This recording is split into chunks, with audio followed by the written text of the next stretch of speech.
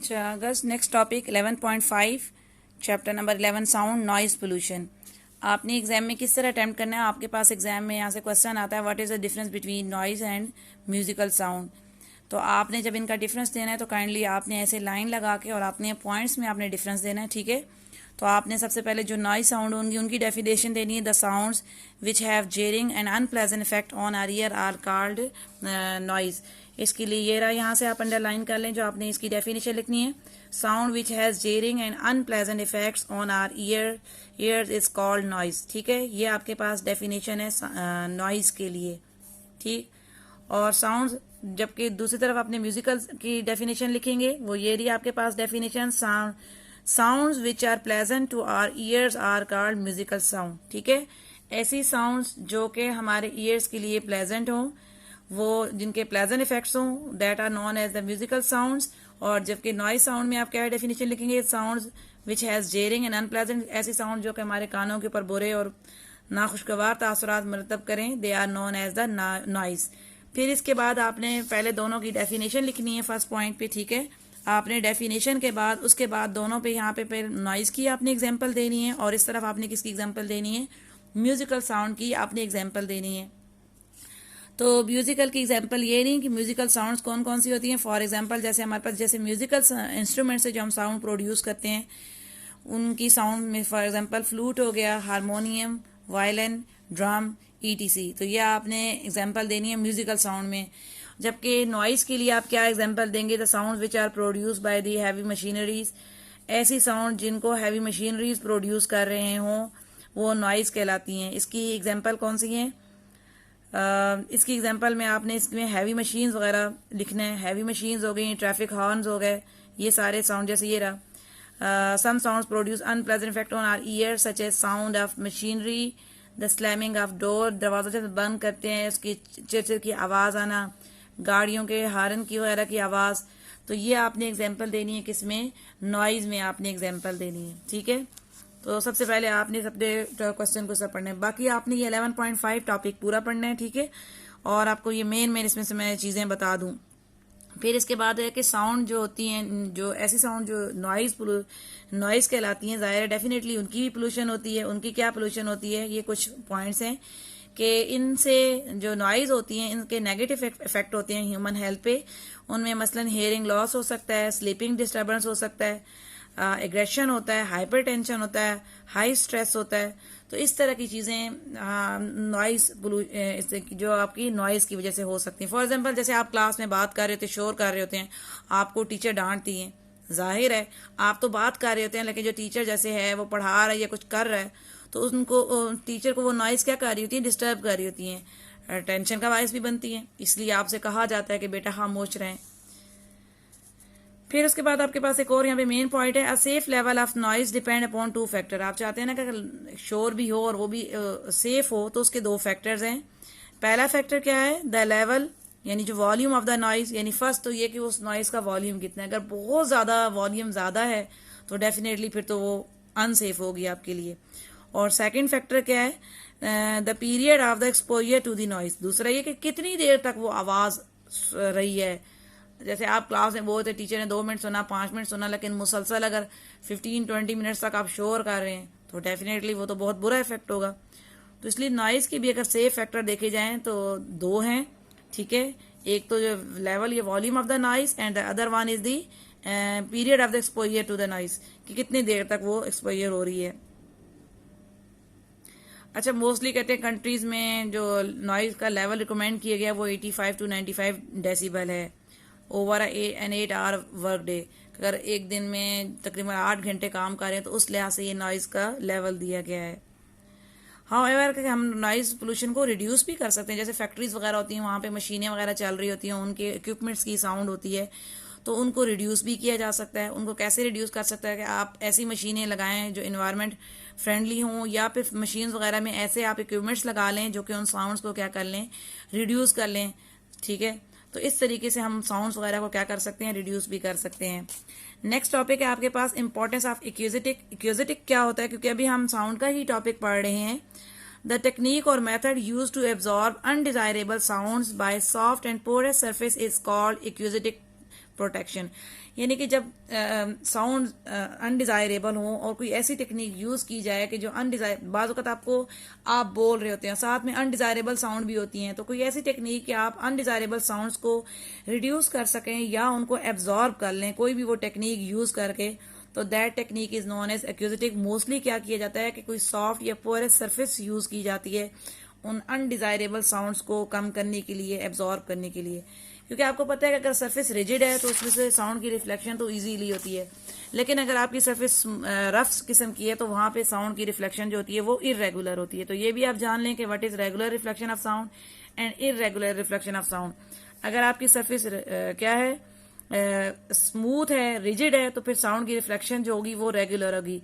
But अगर if the surface is soft and irregular, तो soft porous material such as draperies and rugs ये क्या कर लेते हैं, साउंड को ज्यादा एब्जॉर्ब कर लेते हैं।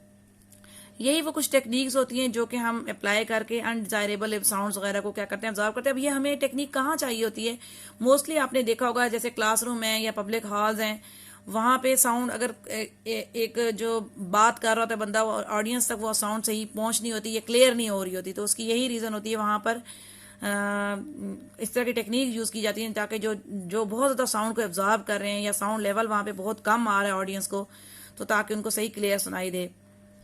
क्योंकि साउंड क्या होता है, बाज़ वक़्त हॉल में जो वॉल्स होती हैं, सीलिंग्स होते हैं, फ्लोर होते हैं, उनसे साउंड क्या होती है, रिफ्लेक्ट हो रही होती है, और रिफ्लेक्ट की वजह से बार बार साउंड के क्या हो रही होती है, रिवर्बरेशन उसमें हो रही होती है, रिफ्लेक्शन हो रही होती है, तो इसलिए ऑडियंस को साउंड क्लियर नहीं सुनाई दे रही होती, या फिर साउंड एब्जॉर्ब हो रही होती है, कोई भी ऐसी रीजन होती है, या मल्टीपल रिफ्लेक्शन हो रही होती है साउंड की।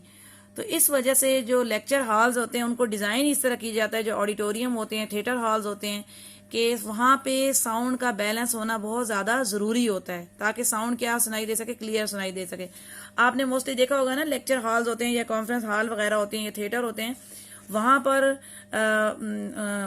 थिएटर हॉल वगैरह के को क्या कर देते हैं, कर्व कर देते हैं। Halls are curve so that is sound और reflection may be reach all the corners of the hall. उनको इसलिए कर्व बनाया जाता है, आप फिगर में भी देख लें, हॉल्स वगैरह किस तरह कर्व बनाया जाता है ताकि वो सारे कॉर्नर्स तक ऑडियंस सबको आवाज जा सके। और कहते हैं sometime curve sounds boards are placed behind the stage. बाज़ वक़्त आपने ये भी देखा होगा कुछ बोर्ड्स वगैरह होते हैं, कर्व साउंड बोर्ड्स होते हैं, उनको स्टेज के बिहाइंड रख दिया जाता है ताकि जो बात करने वाला है, स्पीकर है, उसकी साउंड बिहाइंड द स्टेज उन बोर्ड से स्ट्राइक करके वापस किस तरफ जाए, ऑडियंस की तरफ जाए, ताकि उनको साउंड सही सुनाई दे।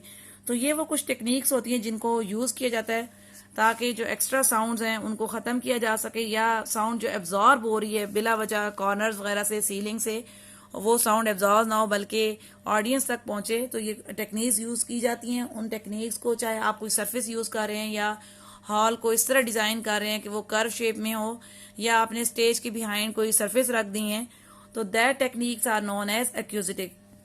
नेक्स्ट आपके पास टॉपिक है audible frequency range, that is very important. Audible frequency range mean के जो आप आवाज सुनाई दी जा सके उसकी कितनी रेंज होनी चाहिए, किस रेंज तक हम आवाज सुन सकते हैं। ठीक है, आपको ये तो पता है कि साउंड जो है जब कोई बॉडी वाइब्रेट करता है, डेफिनेटली साउंड तभी क्या होती है, वाइब्रेट होती है। तो ह्यूमन ईयर के लिए नेसेसरी होता है कि वो कुछ खास फ्रीक्वेंसीज होते हैं जिनको हम, खास फ्रीक्वेंसीज की साउंड को हम सुन सकते हैं। तो वो रेंज फ्रीक्वेंसी की क्या होनी चाहिए, ह्यूमन ईयर्स 20 हर्ट्ज से लेके 20,000 हर्ट्ज तक की रेंज तक की फ्रीक्वेंसीज को, साउंड फ्रीक्वेंसीज को सुन सकते हैं। अगर फ्रीक्वेंसी 20 हर्ट्ज से लेस हो जाए तब भी वो आवाज सुनाई नहीं देती, और अगर साउंड की फ्रीक्वेंसी 20,000 हर्ट्ज से ज्यादा हो जाए तो देन भी ह्यूमन ईयर उस साउंड को नहीं सुन सकते। तो इसलिए जो ऑडिबल फ्रीक्वेंसी रेंज है जो हमें सुनाई दी जा सके, that is 20 hertz to 20,000 hertz. But different people जो होते हैं उनके लिए ये रेंज जो होती है ऑडिबिलिटी की वो चेंज हो जाती है, क्योंकि एज के साथ भी ये डिक्रीज होती जाती है। फॉर एग्जाम्पल जैसे चिल्ड्रन होते हैं, they can hear sounds of 20,000 hertz. बच्चे तो इस आवाज 20,000 हर्ट्ज तक की भी आवाज सुन सकते हैं, बट जो ओल्ड पीपल होते हैं they can not here the sound even above 15,000 hertz. के ओल्ड एज के साथ ये फ्रीक्वेंसी रेंज क्या हो जाती है, चेंज हो जाती है। बचपन में बच्चे 20,000 हर्ट्ज की फ्रीक्वेंसीज को भी सुन सकते हैं, बट ओल्ड एज के साथ 15,000 हर्ट्ज की फ्रीक्वेंसीज को सुनना मुश्किल हो जाता है, मुश्किल से। So what is the definition for the audible frequency range? The range of the frequencies which a human ear can hear is called the audible frequency range. वो ऐसी साउंड फ्रीक्वेंसीज जिनको ह्यूमन ईयर सुन सकें, human ear सुन सकें, that range of the frequencies are called audible frequency range. आपने जो site पे ये टॉपिक दिए हैं, ये इन्फॉर्मेशन प्लीज इनको भी आपने जरूर साथ पढ़ना है, पिछले पेज पे भी और इन पेजेस पे भी। नेक्स्ट आपके पास टॉपिक है अल्ट्रासाउंड। आपको नाम से पता चल रहा है अल्ट्रा यानी कि बड़ी sound, sound of frequency higher than 20,000 hertz, क्योंकि कहा है ना कि बड़ी साउंड। अब ऐसी साउंड्स देखिए 20 से 20,000 हर्ट्ज फ्रीक्वेंसी की रेंज तक तो ह्यूमन ईयर जो है सुन सकते हैं, बट ऐसी साउंड जिनकी रेंज ज़ाहिर से अबव की भी साउंड होती है, इस रेंज से अबव की, तो ऐसी साउंड जिनकी फ्रीक्वेंसी रेंज कितनी हो, 20,000 हर्ट्ज से अबव हो, उनको नॉर्मल ह्यूमन ईयर तो नहीं सुन सकते। ऐसी साउंड्स को हम अल्ट्रासाउंड्स या अल्ट्रासोनिक वेव्स भी कहते हैं, क्योंकि आपको पता है ना साउंड क्या है, वेव है। तो जिन साउंड की फ्रीक्वेंसी रेंज 20,000 हर्ट्ज से ज्यादा होती है, that sound waves are known as ultrasonic waves. और ये जो अल्ट्रासोनिक वेव्स होती हैं, ये इनके बहुत सारे इस्तेमालात भी होते हैं, मेडिकल में भी हम इनको यूज करते हैं। इनके जो यूजेस होते हैं वो एग्जाम में मस्ट आते हैं। राइट 3 यूजेस ऑफ अल्ट्रासाउंड, तो आपको कोई से 3 यूजेस लिखने होते हैं, यहाँ पे काफी सारे हैं, आपने सारों को पढ़ना है, क्योंकि आपको पता है अल्ट्रासोनिक जो वेव्स होती हैं ये अपने अंदर बहुत ज्यादा एनर्जी को कैरी करती हैं, ठीक है, इनकी फ्रीक्वेंसी ज्यादा होती है, इसलिए जो अल्ट्रासोनिक वेव्स होती हैं या अल्ट्रासाउंड होती हैं, they carry more energy and higher frequency than the audible sound waves. That's why इनको हम डिफरेंट अपने यूजेस में ला सकते हैं। और वेव इक्वेशन जैसे कि हमें पता है v is equal to f lambda है, तो इस वेव इक्वेशन से ये पता चल, चूंकि इन साउंड्स की फ्रीक्वेंसी बहुत ज्यादा होती है, इसलिए अल्ट्रासाउंड की जो वेवलेंथ होती है वो बहुत ज्यादा स्मॉल होती है। अल्ट्रासाउंड को हम मेडिकल पर्पज के लिए भी डिफरेंट मेडिकल और टेक्निकल फील्ड्स में यूज करते हैं, ये इनका एक यूज हो गया। इसके अलावा मेडिकल फील्ड में अल्ट्रासोनिक्स को हम यूज करते हैं डिफरेंट डिजीज को डायग्नोज करने के लिए, एलिमेंट्स को, और डिजीज की ट्रीटमेंट की जाती है। Ultrasonic waves are made to enter the human body through the transmitter, एक ट्रांसमीटर के थ्रू इन अल्ट्रासोनिक वेव्स को ह्यूमन बॉडी में एंटर किया जाता है, और वहां पे जब ये अल्ट्रा वेव्स एंटर होती हैं तो ये रिफ्लेक्ट होती हैं, और इस रिफ्लेक्शन से ऑर्गन का जो भी ट्यूमर है या टिश्यू है वो चीज गैस की जाती है। फिर इसके अलावा अल्ट्रासाउंड वेव्स जो है कहते हैं, इसलिए भी अब आजकल नवा डेज में इनको ब्लड क्लॉट्स को रिमूव करने के लिए भी अल्ट्रासाउंड वेव्स को यूज किया जा रहा है। ये इसके अलावा get the picture of the thyroid gland for the diagnose purpose, ultrasound waves को थायराइड ग्लैंड की पिक्चर लेने के लिए भी यूज किया जाता है, और इस तरह डॉक्टर गैस करते हैं।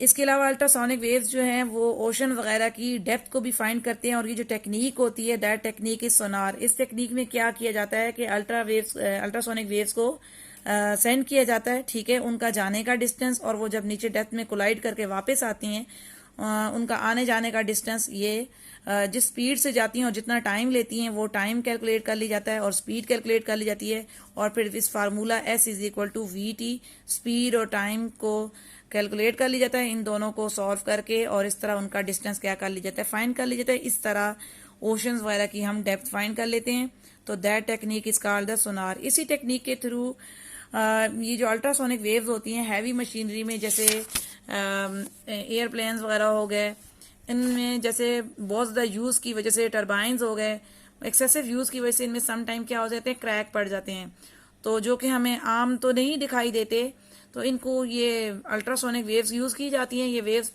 उस हिस्से में पास करती हैं जिस हिस्से में क्रैक होता है, जहाँ पे तो क्रैक नहीं होता वहां से वो वेव्स पहले आ जाती हैं, और जिस हिस्से में क्रैक होता है वहां से वो वेव्स पास कर जाती हैं।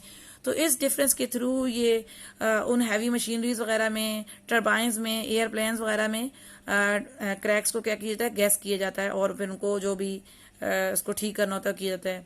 तो इसका मतलब है कि अल्ट्रासाउंड वेव्स को यूज करके क्रैक, जो हैवी मशीनरीज के इंटीरियर पार्ट्स वगैरह होते हैं, उन इंटीरियर पार्ट्स के क्रैक वगैरह को भी गैस किया जाता है, जाना जाता है। इसके अलावा जो अल्ट्रा वेव्स हैं वो जर्म्स को और बैक्टीरिया को भी, लिक्विड वगैरह में से, लिक्विड में जब कोई जर्म हो, बैक्टीरिया, उनको भी डिस्ट्रॉय करने के लिए भी, डिसइंफेक्ट करने के लिए भी अल्ट्रासोनिक वेव्स को यूज किया जाता है।